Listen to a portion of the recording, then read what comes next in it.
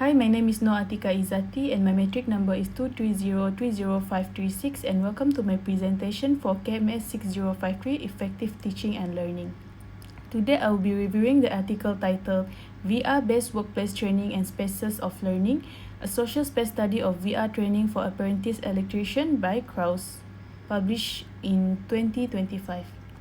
So for introduction, this article explores how virtual reality or VR is reshaping vocational education and training, particularly in the workplace. The researchers are from the top institutions in Switzerland and they study how VR creates what they call spaces of learning, through social and spatial interactions.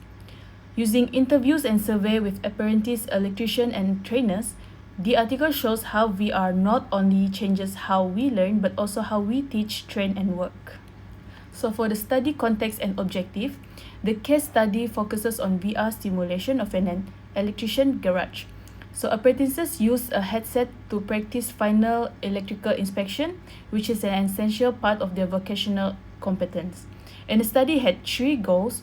First is to understand how apprentices use and experience the VR. Second is to explore how spaces is perceived during VR learning. And third is to examine trainers' roles in supporting VR training.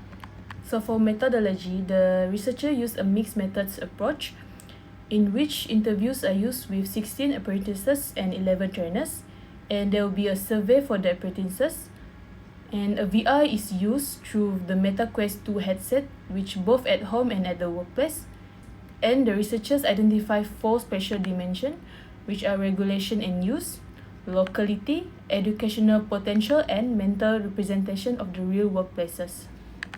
So the key findings that I found during reviewing this journal article is that first, the idea of spaces of learning comes from social space theory. So in this study, learning emerged from a mix of physical, psychological, and social interaction.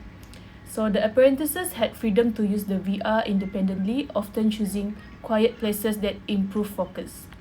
So the VR system used scaffolding, instant feedback, and gamified learning to support self-paced development, and the apprentices could compare their VR experiences with real tasks, which helped them understand where it matched and where it lacked. Besides that, apprentices enjoyed the ability to learn without being closely supervised. So the survey results showed high enjoyment and usability with low stress. And the trainers felt relief from repetitive teaching but also felt more distant from the learners. They shifted from direct instruction to more of a gatekeeping and support role, which highlight the need for hybrid learning that blends VR with the real human interaction. Despite the benefits, the study also highlights several limitations. First is no haptic feedback, which the apprentices couldn't feel the tools or materials. Second, scenarios were too repetitive and lacked the unpredictability of the real work. And third, the minimal interpersonal interaction, which means this limitation of VR cannot fully prepare someone for the emotional and social and adaptive challenges of the real world. So for personal reflection, I can see many connections to my job, which I'm currently working in Nike, where we also balance structured learning with hands-on experience. So in my job, we learn how to use our POS system, manage inventory or execute flow sets is similar to the VR learning, which is also repetitive, independent, and focused on mastering procedures.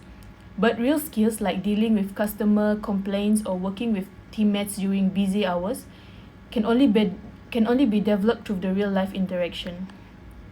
So if Nike adopted VR, it could be helpful for onboarding, like navigating the store or learning product features, but it will still need to be paired with actual in-store practice to develop teamwork, communication, and punctuality, and also adaptability.